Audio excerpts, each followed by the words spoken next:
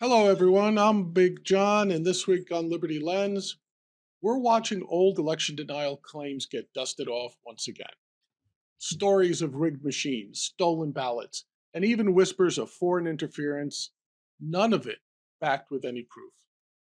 Now the push is on to nationalize the vote, and you have to ask yourself, is this really about confidence in election integrity? Or is it a preemptive play with midterms looking pretty rough for the Republicans? Let's talk about what this means for liberty and who will end up controlling the narrative. All right, everyone, here to talk about this very important issue is none other than my friend and co-host, Mr. Mike Dermott. Mike, how are you doing today? Great to be with you, John. This does seem like a particularly strange week, but I gotta say, is it really all that much stranger than the past, say, 50 of them? It might be stranger than the average week over the course of the past, say, 1,000 weeks, but in the context of the past 50 weeks, maybe it's not all that strange. Maybe not. It's not, as they say, the most important week in history, as is often said about US elections nowadays, but it is pretty important. And let's talk about it because I think this is something that's, while people may have heard some buzz around it, it's not necessarily been in the public mind. So let's start off by saying, I'm not sure if people realize this, Mike, but national elections have constitutionally in this country have always been handled at the state level, meaning the mechanisms, the process, all that fun stuff. There's a Secretary of State in all 50 states that lays out how these elections take place. And again, whether it's mail in, whether it's live, at the polling place, whatever. And then those results get collated and they get sent by electors, by delegates over to Washington. Washington takes them, certifies that they're the legitimate results that the state intended to send. And that's the famous, the vice president certifies the election, usually a pro forma thing. But as we found out in 2020, not always. Not always pro forma. If Not there's always no pro forma. riot outside, it's, pretty smooth sailing. Right, right. But recently, there's been this talk coming from the Trump administration about having to nationalize elections, nationalize them. And by that, take them at the federal level. So instead of the states determining how these things work, the rules and regulations from the bottom up, the Trump administration says, no, no, no. It's always good from the top down. Things always work better from the top down, which unfortunately, I don't know if they realize the irony of what they're saying and how much it relates to Politburo level positioning. But having said that, Mike, um, give me your thoughts on the potential nationalization, because we have some examples that we'll get into of why this may not just be an issue of making sure that our elections have integrity. Sure. Well, that's a good point. First of all, it's important to remember that we don't have a national election in this country.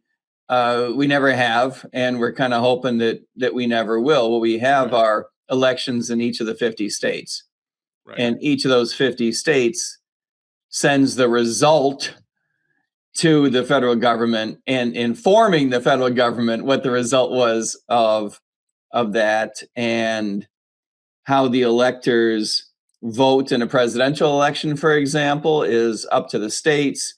And then it is the job of the federal government merely to count those up. And then, as you pointed out, for the vice president to make the announcement. And that's the extent of the federal involvement. But this is not a national election. It is 50 different state elections. There is nothing more important than this topic, John. Right. I would go so far as to argue there's nothing more important in the whole world than this topic. This is how democracy works in the United States of America, the world's most important democracy. Will it continue to work just as well as it has in the past? My guess is that it probably will. But this idea of nationalizing elections is dopey at best. Right.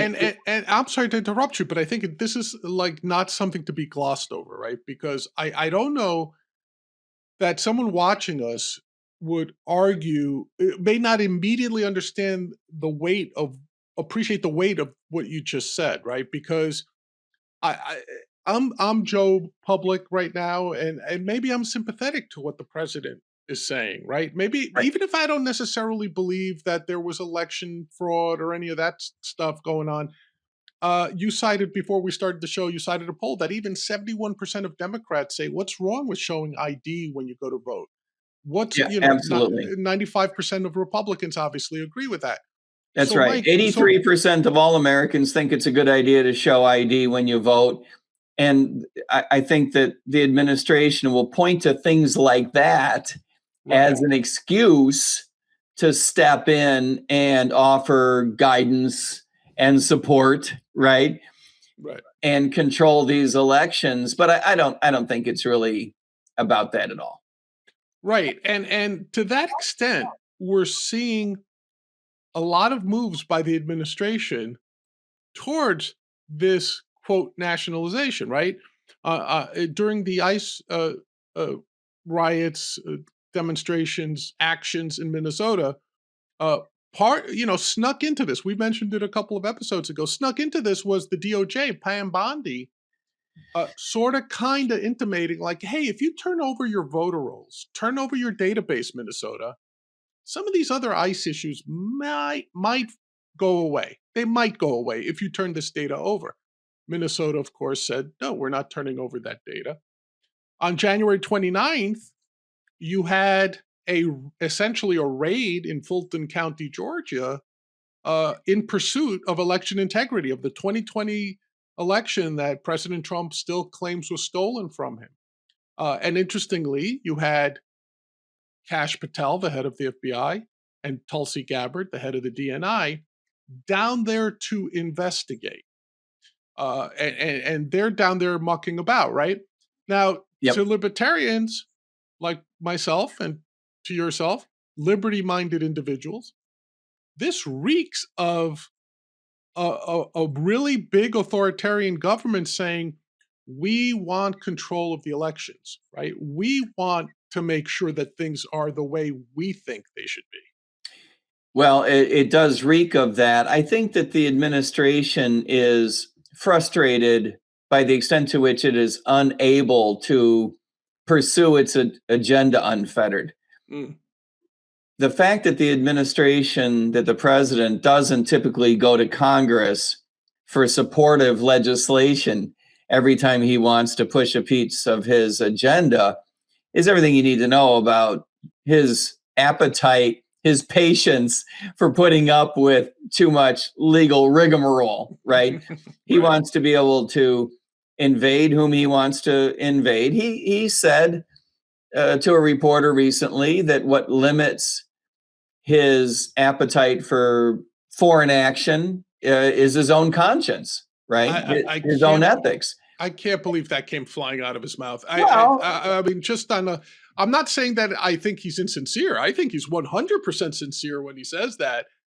I just thought that, hey, maybe I'm too old, Mike, but in days gone past, that was like a certain death sentence politically, right? That to say the yeah, only yeah. thing we'll do, Thou shalt not say that. But right? it's a different time, and he felt that not only his base, but that a whole lot of Americans would support him having a very, very free hand, a very, very powerful hand in terms of determining the course of foreign policy. He may be right about that, as much as it may frustrate a lot of us who are constitutionalists. I'm not sure he's wrong by that.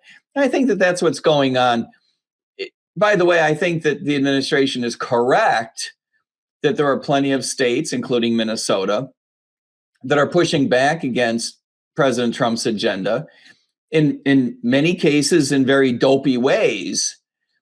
And so it makes sense that the administration will look for opportunities to leverage the power that it does have to control how the agenda is pursued in various states. So you're right. Pam Bondi, she went to Minneapolis after the fact. She had suggested to Governor Walz that if he were to make available voter registration data, the administration might look more favorably on the idea of adjusting the ICE posture in Minneapolis. But let's take a step back and look at a slightly broader context. She also asked for a bunch of other things. And I think it's fair to say that the administration had an appetite for saying, look, you want certain things, we want certain things, let's roll it all up together. Minnesota politicians on the Democratic side took it as an opportunity to say the administration is unlawfully linking these things. And they may have a case for that, but it's the problem here is not so much that she was asking for voter registration data just completely out of context, and it was just merely leverage over getting Minnesota to cooperate with ICE. She had been asking for this data for weeks. The democratically controlled states have said no to the administration's, the Department of Justice's request for voter registration data, and the Department of Justice is suing those states. Republican states have said yes, have turned over the data. There are examples of a couple of states that are relatively Republican. Wisconsin is an example that's being sued by the Department of Justice for not wanting to turn over the data. Not because necessarily they want to stick a finger in the Trump administration's eye, but they just don't feel like it's an appropriate sharing of data back and forth. They're federalists. They believe in state independence. Good for them. So this is something that the administration has been after for some time. I think the larger question is, why is it that the administration wants this data? Right. It's concerning because I have to tell you, it's one of those cases where any one request that you've been hearing out of the Trump administration since he took office for the second term, any one of these things always seems like it's not that big of a deal. Any one request always seems like, what's the big deal? Just, what's he going to do? Take over the world by getting Minnesota's voter records, for example? But when you add them up as a pattern, you start to recognize what's going on. At least I think people should start to recognize what's going on, which is more and more power being concentrated into the executive's hands, more and more power uh, to also, let me rephrase that, not more and more power into the executive's hands, but in addition to that, less and less recourse for anybody to stand up to that power, right? So we've already seen, like, we'll go to the court. If they rule for us, great. If they don't, we'll try to impeach that judge, accuse him of being an activist, et cetera, et cetera. Sure. Or figure out a workaround. And again, here's something that I found interesting. One of my favorite grifters, Dan Bongino, who found the FBI too constrictive because, hey, there's rules and regulations you have to abide by. So he went back to the podcasting world, and immediately President Trump appeared on that. And he said he called for nationalized voting and taking over. That was his phrase. Yep. Taking over voting in at least 15 states that he, President Trump, views as having hinky elections. So, and again, this is very weighty stuff. I don't know if people just chalk it up to typical Trumpian bluster and whatever charm they see in him acting like a junior grade Mussolini or whatever. But Mike, why is that, like, even if he didn't mean it, which again, let me give him the benefit of the doubt. It's typical bluster. Yep. Why is this a horrible thing to even think about, say out loud, and then finally pursue if that's what he really wants? There's a whole lot there to unpack. Let's try to take it one piece at a time. First of all, what is it that they could do with the data, and why do they want to control the elections? And those things may or may not go hand in hand. What you could do with the data is you could audit it and look for fraudulent registrations, right? There was an audit in Georgia a couple years ago when Republicans expressed concern And it was discovered that there were something like 20 aliens who were illegally on the rolls of 8 million voters. Not a big number. And 9 of them had actually voted. So this does seem like a whole lot of work to find a small number of illegally registered potential voters. Mike, just FYI, I'll jump in here because I'm a math nerd. I just calculated that. That means the fraud rate in Georgia after auditing was 0.00025%. Right. In other words, it's unimportant, and no one is going to be able to make the case. Nobody should be trying to make the case that it's zero, right? It's never going to be Right. zero. You're always going to have some knucklehead. Correct. But this is why voter ID is a good idea. It's a good idea to audit the data once in a while, but that can be done at the state level. It doesn't have to be done at the federal level. I do believe that the Trump administration wants to have control over the data so that they can control the narrative regarding fraud. One of the things that you and I have said to each other, I believe every week over the past year, is that Trump gets horrifically bad, I would go so far as to say consistently stupid staff work. Right. And one of the things I think that the folks don't realize is, as you say, give the president the benefit of the doubt. It remains to be seen whether that's earned and deserved. But giving the president the benefit of the doubt, why would you believe that all future administrations could be trusted not to abuse their authority over the control of state elections? That doesn't strike me as a good idea. Why would you want someone to be in charge of his own election? Right? Just on face value, that seems like a bad idea, doesn't it? That doesn't seem like a good idea. You could easily imagine an administration, this one or any other administration in the future for the next 1,000 years, saying, I don't like the results in Georgia. Right. And for this reason, we're going to audit. And for this reason, we have to suspend. And for this reason, we have to hold up the election. And for this reason, the results of the election cannot be certified. And for this reason, we can't have a transfer of power. You could easily imagine that. It doesn't take a lot of creativity to imagine that, right? Right. And so a lot of this is a really bad idea. Whatever you think of the Trump administration's, motivation, you could be perfectly comfortable with the idea that they're just looking for fraud to satisfy their base. Yeah, but I just don't think that it's a good idea. And by the way, the base is not amped up about fraud. The base is amped up about voter ID, right? And stopping inflation and stopping war and building up the wage rate and having the Epstein files released. But right. No one is jumping up and down over the idea of there being too much voter fraud out there.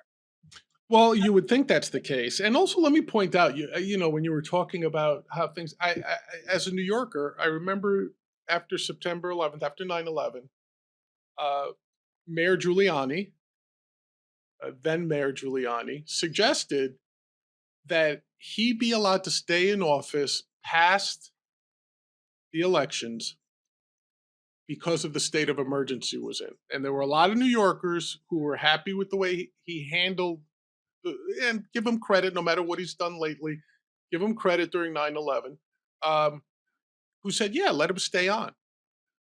And at that point, even New Yorkers who were in that sort of devastation and everything said no, because there's this potential of him never leaving. If we allow our constitutional process to go out of whack, even in the case of an emergency, that's not good news, theoretically speaking.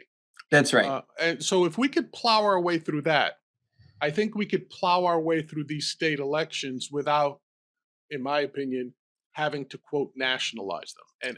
You probably could. I think that's one of the reasons why this isn't a good idea. The other reason it's not a good idea is because it lionizes creative people that we would be best served to whom not to listen.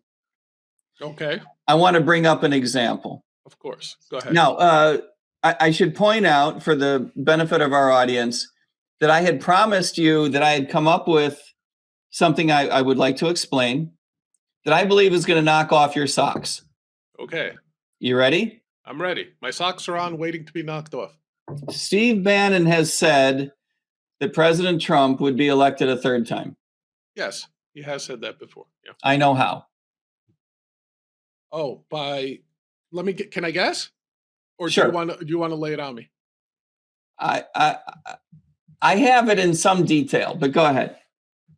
The only way I could think of is by claiming that the 2020 election was fraudulent, and therefore he is owed that term somehow after the conclusion of this term. Oh, yes, I think that's the messaging. I'm talking about a much more granular mechanical level. Oh, cool. Hit me up. What is it?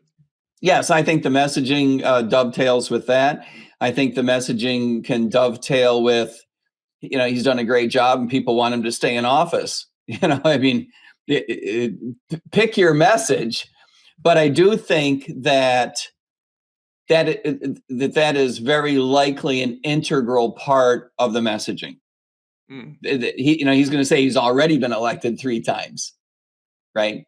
If he were to do this. And I'm not suggesting that President Trump is on board with this. I'm just pointing out that Steve Bannon has come up with this idea. And I don't think that people take it sufficiently seriously. Whether you're in favor of it or not, as a constitutionalist, I don't like the idea. I happen to know that you don't like the idea. But that's really got nothing to do with President Trump himself. The idea I'm about to describe could be applied by a Republican, a Democrat, or anybody else, if one of the 2 major parties over the next millennium. So it is to be taken seriously. If the federal government were to nationalize elections, which is to say, exert its influence and control, you could imagine federally appointed, nationally appointed, administration, presidentially appointed individuals being in control of state elections. Yes. And then you could imagine, come primary season in 2028, Steve Bannon saying, I want my guy in the ballot. And the federally appointed individual in charge of that state says either yes or no. Whatever that person says, there's going to be lawsuits, a lot of lawsuits, right? Right. And a lot of courts will back up one way or another. And a certain number of individuals are going to go along with the idea. Right? Right. And a lot of courts are going to say that it's not up to us to decide who is eligible at this level. We'll take care of this at the general election level. So one could easily imagine the president or anyone else who is or is not eligible staying on the ballot in a few states, but not very many, during the primaries. What's key is to go into the Republican National Convention with a ruckus, preferably with a certain number of primaries won, right? If you're Steve Bannon, you want your guy, whether it's Donald Trump or anybody else, to have won some primaries, at least one. Right. But even if you couldn't get on the ballot in any of them, you've caused a ruckus. So now you're on the floor of the RNC. And you get someone to say, I want my guy on the ballot. And the president of the convention says, our delegates are pledged. You know how many votes it takes to get someone on the ballot? No. It takes 5 states. The RNC rules are that 5 states can determine to have someone on the ballot, irrespective of anything else going on. So that's basically a floor uprising during the convention. And delegates are only pledged in the first round.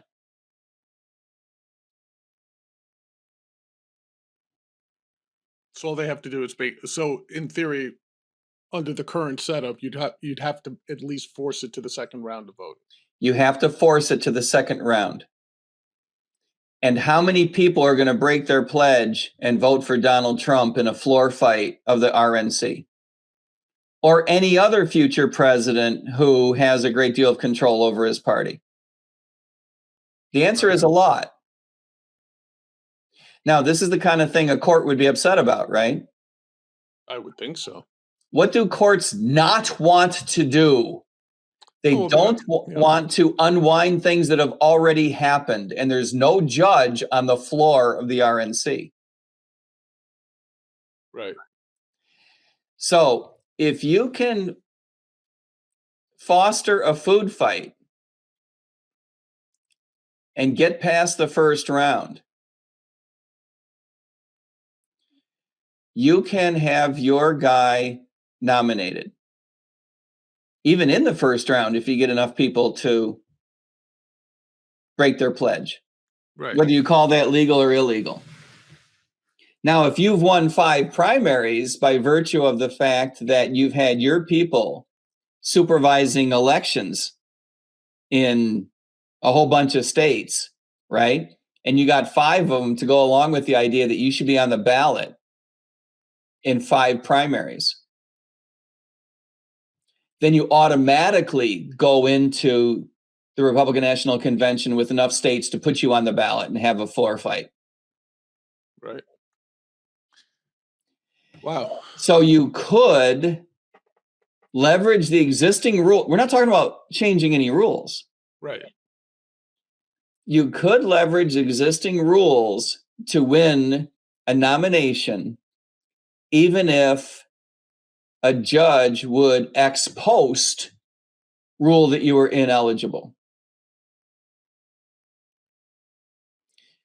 Now you go to the states and you say, I'm the chairman of the RNC or the DNC. This could happen in either party. It could happen in the future. It could happen 50 years from now. Here's our guy. Here's our gal. Here's our person. I want them on the ballot. I've been through this process myself with the Libertarian Party, right?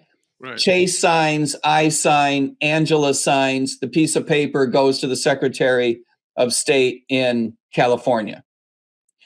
Chase signs, I sign, Angela signs, off that piece of paper goes to the Secretary of State of Oregon. That's why you spend the entire day after the nomination signing 50 pieces of paper. Okay. So the Secretaries of State get this thing that says, here's our person, put them on the ballot. What are they going to say? Sure. Okay, you're going to go to court and have a food fight about that? Courts don't want to reverse what has already happened. A court is going to say, we're not in the business of disenfranchising an entire party when we only have 2 parties in this nation. And the party has spoken. Well, I mean, what you're saying, I've been nodding along, but like there's some. So first of all, I understand what you're laying out.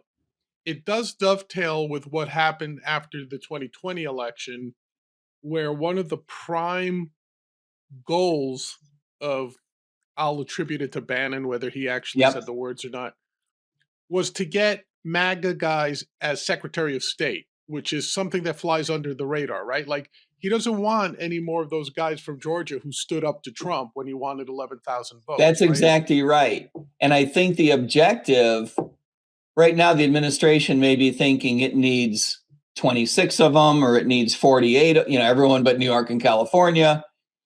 But I think that they could advance their interests in a pretty firm way if they had 5. I don't mean 5 Republicans. I mean 5 individuals who would do whatever they're told. Right. Which they could easily find, right? Why would I'm purposely asking a naive question here. Why would the RNC play along with this? Because the delegates rule. If the delegates vote one way or another, no one's going to get in their way. And the delegates are going to vote their heart. And if such an endeavor is necessarily contingent on whoever, and I'm not suggesting it would have to be Donald Trump, but whoever the individual is who's trying to pull this off would have to be enormously popular. And the delegates would have to support that person. All they're looking for is an excuse to break their primary pledge. Right. And that's not a hard hurdle to clear if you already believe that the primaries have been fraudulently denied your guy. I mean, I understand that, and I'm looking for historical parallels in my lifetime, Mike. And I have to be honest. After Reagan's second term, there were plenty of calls to have him run again, right? Yep. People were even coming up with cockamamie plans like have Bush win the election, then he resign. He names Reagan his vice president, then he resigns, and Reagan assumes office again. Yep. And aside from the fact that Reagan never wanted that, Obama, to be fair, never wanted that at the height of his popularity. They put the Constitution above their own self-interests, right? They said it's unconstitutional. I don't want to run for a third term, et cetera, et cetera. Yes. Now we know with Trump, there's never going to be an issue of I don't want power anymore. We know that's not an option, right? We know he's okay with that. But what about this silly? And I saw Steve Bannon a couple of months ago on Real Time with Bill Maher, and they were having a quick one-on-one. And Maher said, well, here's a copy of the Constitution. You should read it, because he was advancing the Trump will be president for a third term. And Bannon said, keep that, you're going to need it. Right. So to that extent, do you have any insight perhaps into where or how he sees getting around the constitutional limitation of having a president serve for a third term? Yes. I think that you need the party, whether it's the Republican Party, Democratic Party, this applies both directions. In Bannon's case, the Republican Party. If the Republican Party nominates an individual,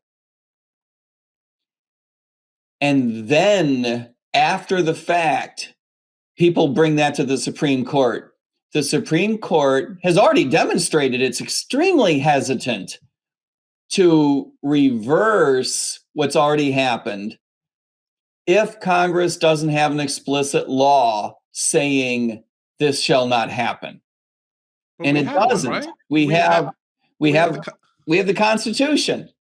Right. We have the Constitution, just like it says, like, you got to be at least 35. You have to be born a natural born U.S. citizen, right? And I know, look, you and I have discussed this. What's the actual mechanism for if you find out that somebody's like 34 and a half or whatever? Right. Like, what's the mechanism? And I don't know that we ever have a clear answer, because nobody's ever tested it.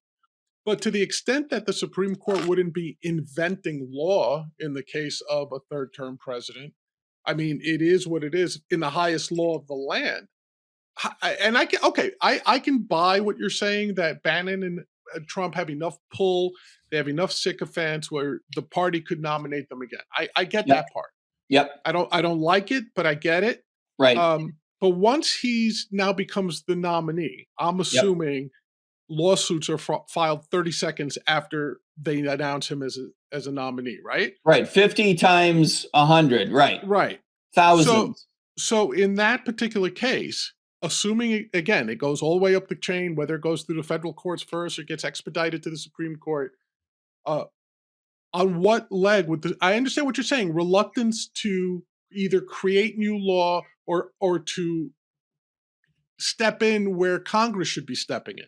Right. But to the extent that we have a constitution that lays this out very explicitly, what would then prevent the Supreme Court or whoever from saying, okay, nominate whoever you want, he can't serve as president? Nothing would prevent them from saying so. I just think that it's much more likely that either they wouldn't say so. Wow. Okay. Or they would say so, and a whole bunch of states say, so what? What are you going to do about it? Because a whole lot of secretaries of state are going to have that piece of paper. The piece of paper that I'm familiar with, right? In my case, it said Chase, Mike, and Angela. And, in this case, they've got a piece of paper that says, in the case that Steve Bannon envisions, I don't want to suggest that President Trump is plotting this. They've got a piece of paper signed by the RNC chair, by President Trump, and whoever the vice presidential nominee is. And they got this piece of paper. It says this person goes on the ballot. They've got no competing piece of paper. This isn't a choice between two pieces of paper. This is a yes or no, up or down. Their job is merely to take that piece of paper and say, we've got the names, print the ballots. And someone is going to sue to stop them. And they can decide yes or no. Okay, so let's play that out. Let's say that in many states, you're exactly right, courts succeed in stopping them. Either the courts rule and that intimidates people, or police get involved, right? Whatever happens, a whole bunch of states stop it. All the states? One would hope, but I see what you're That's putting a lot of eggs in one basket, right? I'm going to go with some of the states would stop it, which means some of the states go forward. Now, what do you got? You got some states that don't vote at all. Or they end up going for the opponent. Sure, but if one political party, in this particular case, let's say pick a blue state that's not going to go along with this, right? Right. So pick I don't know, pick New York or pick actually pick a purple state, because that's probably where Wisconsin, to use your example. Yep. Let's say Wisconsin says, look, this is clearly nuts. We're not abiding by this. We're not putting Trump on the ballot. What are they going to do? Reject the So what do you do next? Then the Republicans have no candidate. And what happens then? The Wisconsin Secretary of State says, I'm going to print the ballots with no Republican. Yeah, why not? How do you think that's going to go? About as well as having a guy who shouldn't be president for a third term go. I mean, listen, I'm not saying any of these don't result possibly. No. My point is that would be a level of chaos we've not seen in this hemisphere.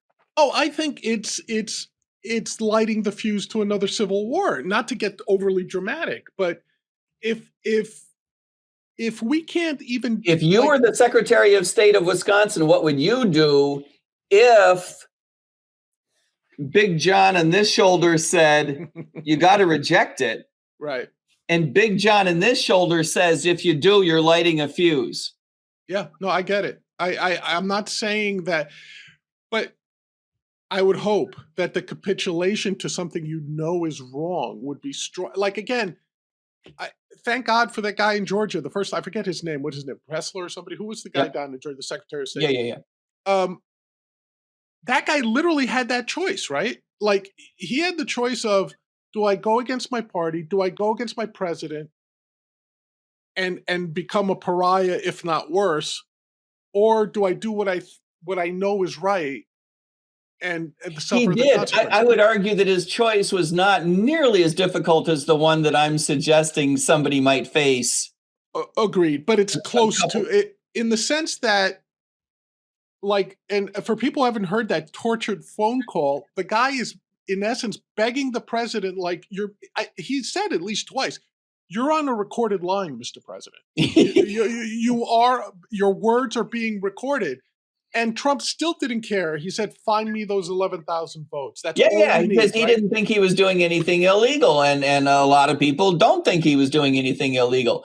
Right. So, But my point is that guy was under intense political pressure. I'm talking about the Secretary of State of Georgia. absolutely. Right. And I think that it is small potatoes compared to the political pressure that could be brought to bear on a Secretary of State who's faced with the following choice.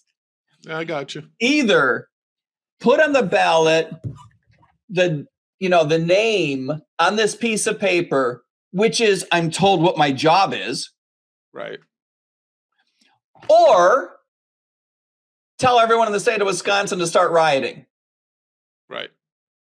According to Big John. Right. According to me, that would be the case, right? Because right.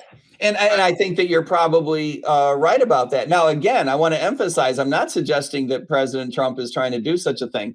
My point is that I think Steve Bannon is. Right. And I think that there is, given a couple of colliding factors, a real, not just non-zero as in 1 in a million, I think there's a real good, 15% chance of pulling off something so weird, because if you could, look, the first step would be obtaining lots of voter data. Right. You get all the voter data and you do a lot of auditing and you say, you know what, there's a lot of fraud in, there's a lot of fraud in a few states. Let me check. Wisconsin, Michigan, Pennsylvania, Georgia, and Virginia, and New Mexico. Okay. What a coincidence. There's a lot of fraud in those states, and we're going to have to nationalize the elections in those states. And then, maybe we lost a lawsuit, so we can't take them over directly.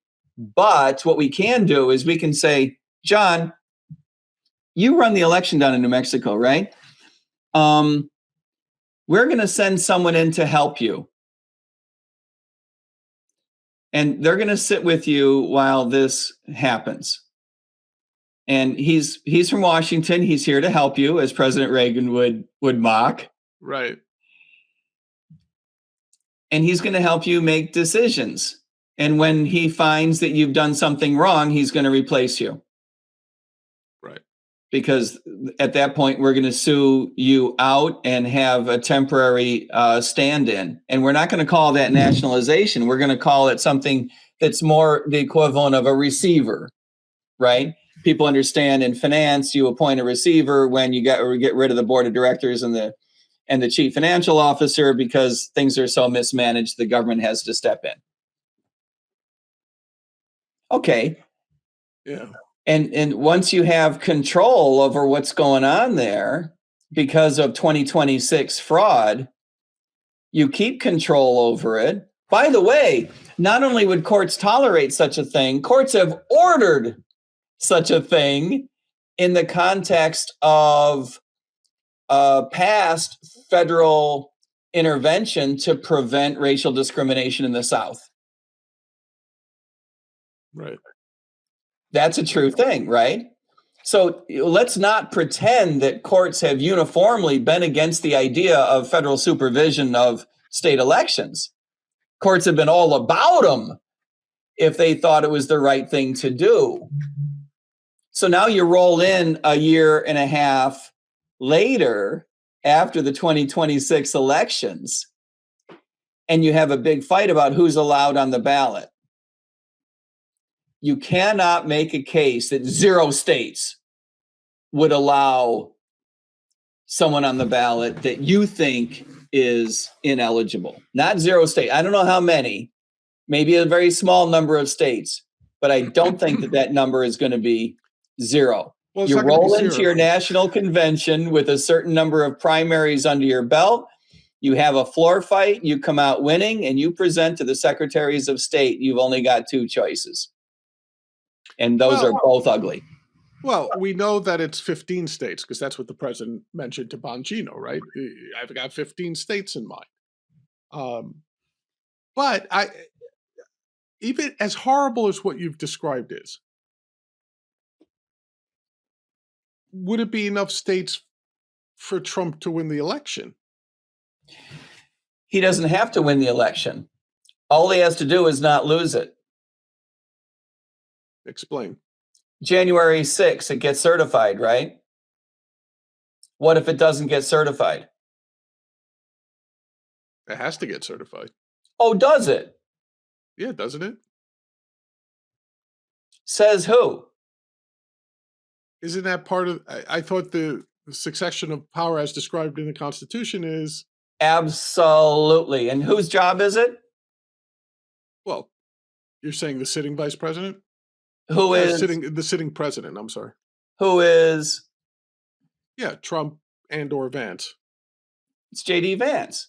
J.D. Right. Vance is the new Mike Pence. Okay, so in this particular, I'm sorry, I misunderstood. You said the actual certification. I'm sorry. Yeah, the actual certification. Yeah, the certification. Yeah, Vance, right? Yeah. Steve Bannon has got it in his head that the person who's going to certify that is J.D. Vance. Okay.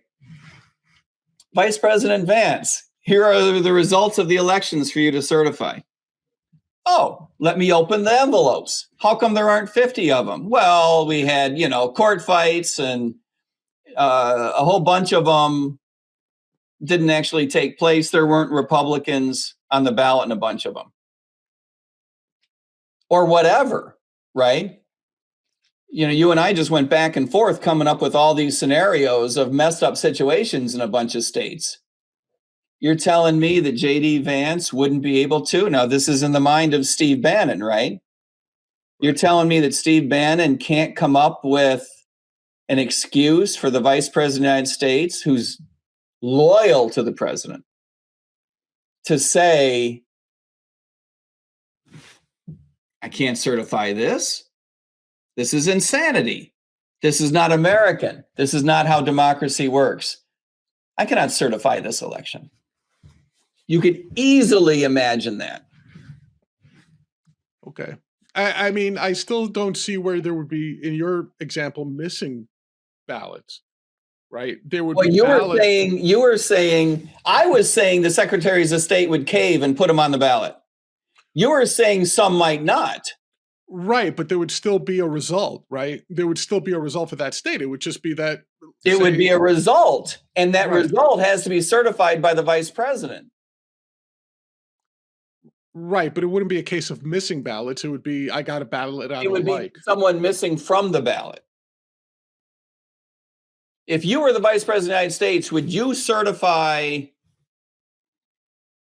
California's result if California had denied the Republican nominee from being on the ballot?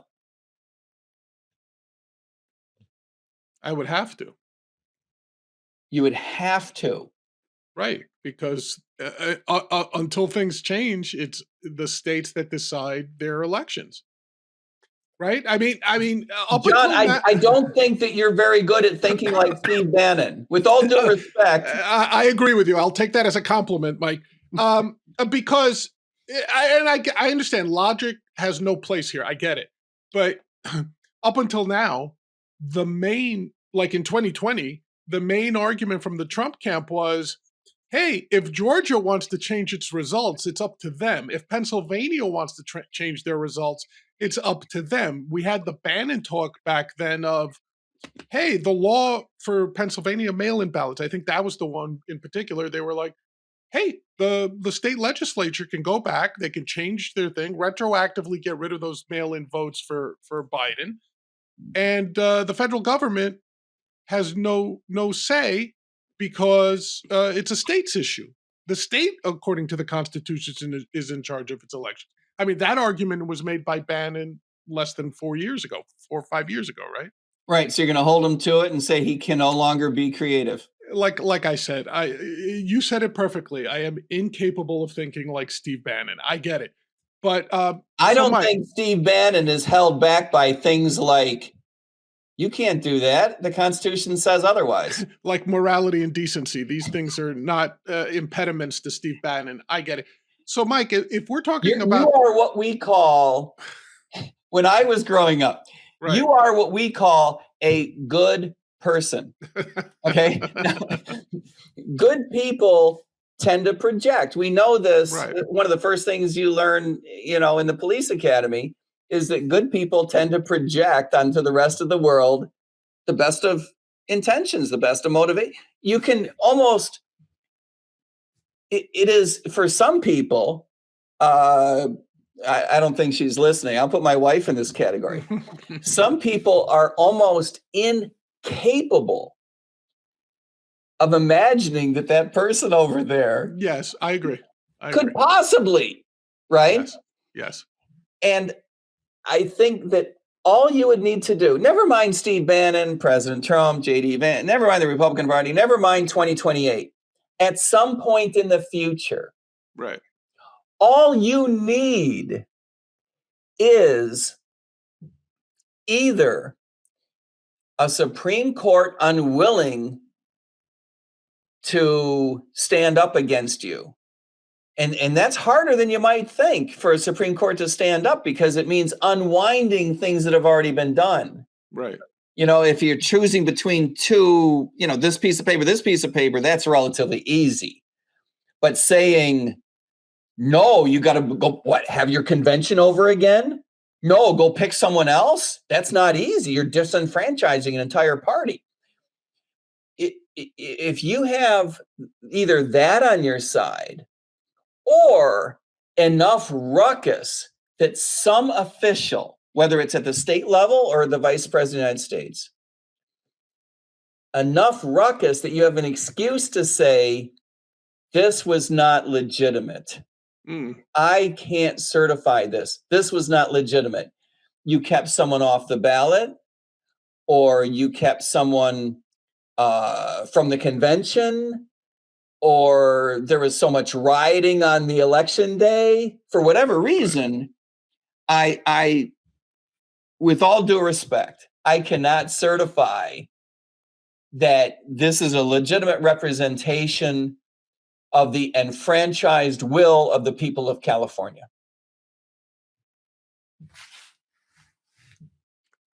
I get it. I'm still in my own mind. I'm conflict by logical fallacies, like in the argument. Like, for example, does advocating for something illegal make it legal? Right. Like, so if you're saying, okay, be enfranchised all you want, the Constitution says no third term for Trump. So do whatever you want, but at the end of the day, we can't have that. It's against the law. Change the law if you want to. Have a constitutional convention. Get rid of that particular amendment. Rescind that amendment like we did with prohibition. But until that happens, here's the law. I understand.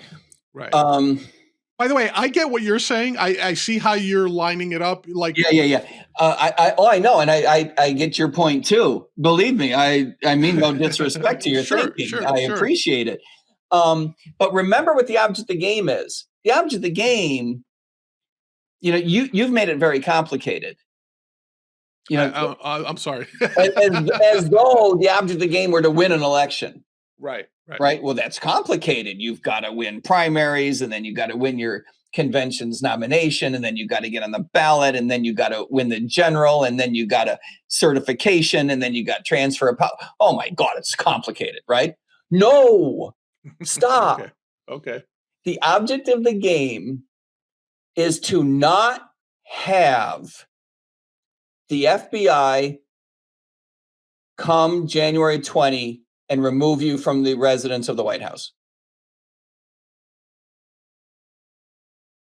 Right. That's the object of the game. Gotcha. Yeah. Work backward from there. What would it take for the FBI to come and remove you? Right? who would order them to do so? Under what circumstances? With what legitimacy?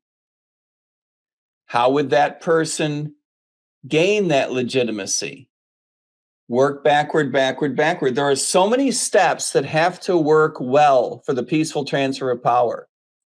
Right. This is the reason that you and I and everyone else has always said democracy is dependent on people doing the right thing. And that's also why, I mean, to perhaps tie it up in a bow, is that's why our electoral system is the envy of the world. It always has been, because come January 20th, the next guy came in. Whoever got elected came in, and there was never any doubt of that. Never any doubt of that. And now we're starting to see doubt. And no doubt about the legitimacy of that new guy. Exactly. And to now see this, it's disheartening, just on a spiritual level almost, to Well, say it is disheartening. I don't know that, I don't lay this at the feet of President Trump. I don't like the nationalization, right? It may just be a musing of his, but I think we've learned that when he has musings, actions tend to follow a couple of months later. But the real threat here is that the idea that Steve Bannon has cooked up is picked up by someone, whether it's President Trump or someone in the future. Right. We need to tighten these institutions to make sure that they are stress tested. Yeah, and I get that, and I don't want to keep talking about it because we could go on forever. Excuse me, but wouldn't one solution be that by law, any nominee, say for the office of president, vice president, has to be in accordance with the Constitution's requirements, whether, natural born citizen, 35 years old, hasn't held the office, what is it, parts of one and one full one, right? Like whatever those very hard bullet points are, like it seems to me like a very simple law Congress could pass. The nominee, before they are accepted as a nominee, has to be able to pass that muster. Sure, and there may be certain such legislation. The weakest link in the chain is not our understanding of the Constitution, although I guess that can be eroded as well. I think the weakest link in the chain is law enforcement enforcing court orders. I think that's the thing that is difficult to imagine that being ubiquitously engaged. Yeah, that's always been my question. I think I've asked it of you. I've asked it of Chase when I had him on the show, a different show, and a lot of the other candidates, which is, all right, you found that this guy's running for a third term. It's unconstitutional. The Supreme Court says he can't do it. What happens when he just shrugs his shoulders and says, I don't care? Yeah. I'm going to run. I don't care. Yeah. You can easily imagine that. And it doesn't have to be the third term thing, right? That's what we talk about now because that's what Steve Bannon brought up. But, right. A decade from now, it could be someone in their first term. It could be someone who's never run before. Oh, sure. And that's, again, Mike, you nailed it. I can't conceive of other people not considering stuff like this. But what happens when Mamdani runs for president and he wins? And then he starts doing all this hinky stuff to make sure that he's socialist for life.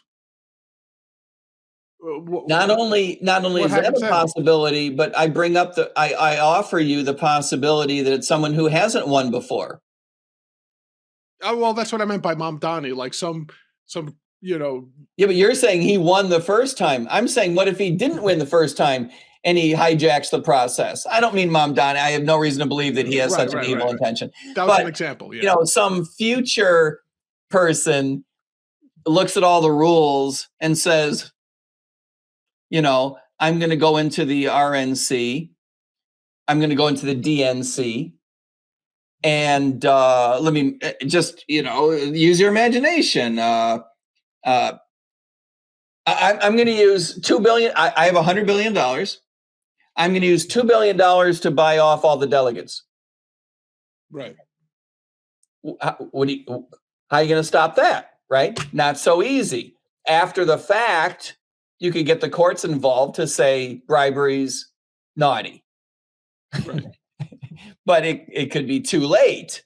A court order saying that was naughty may not be enough to stop someone bribing his way all the way through that's just something, I've had 11 seconds to think about it. This isn't another alternative.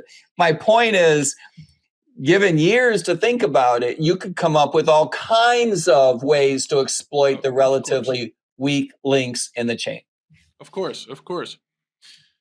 Wow.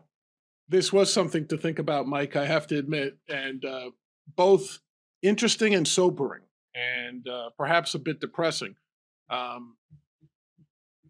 So let's say the first thing we have to focus on is to prevent the nationalization of these elections. Yes.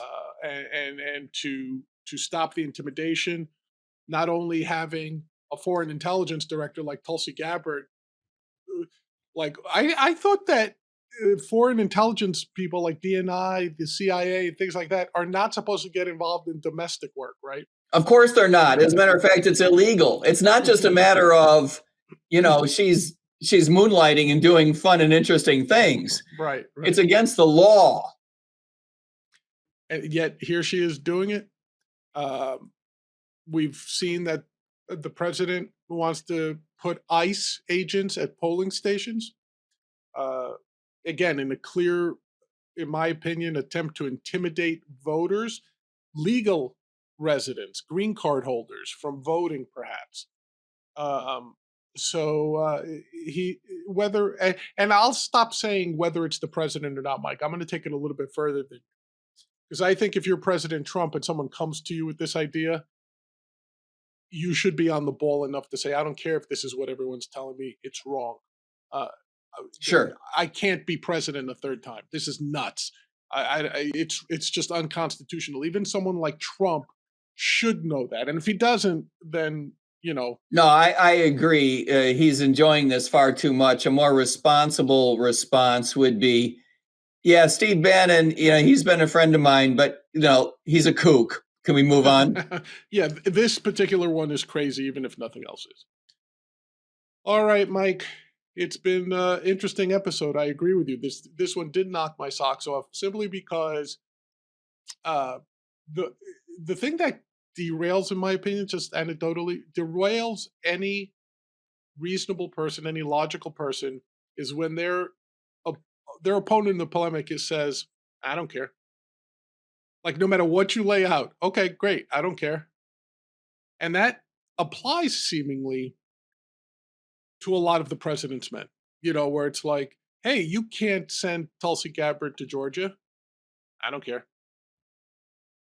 What do you do now? Right? Like, I mean, a lot of our government is dependent on people at least fundamentally being reasonable, fundamentally understanding what the guardrails are.